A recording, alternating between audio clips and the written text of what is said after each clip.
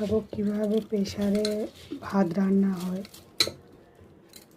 দেখো আমি চালটা ধুয়ে নিয়েছি, ধুয়ে নিয়ে এখন আমি জলটা দিয়ে দেব। আমি এখন পরিমাণে জলটা দিয়ে দেব।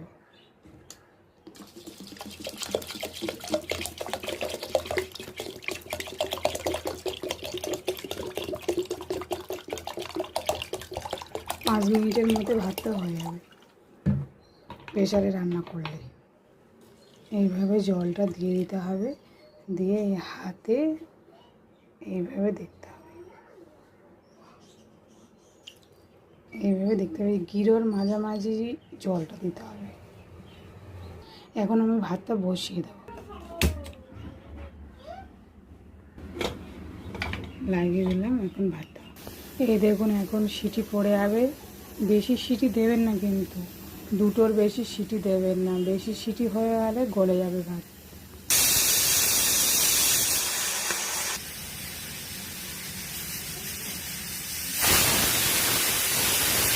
দেখুন 5 মিনিটে দমে রাখলাম, দম বসে আছে। দেখুন একটু ঝরঝরা ভাত হয়েছে। দেখুন কি ঝরঝরা ভাত হয়েছে। হ্যাঁ, এইভাবে রান্না করুন। কম সময়ের মধ্যে তাড়াতাড়ি রান্না করে নিন প্রেসারে ভাত।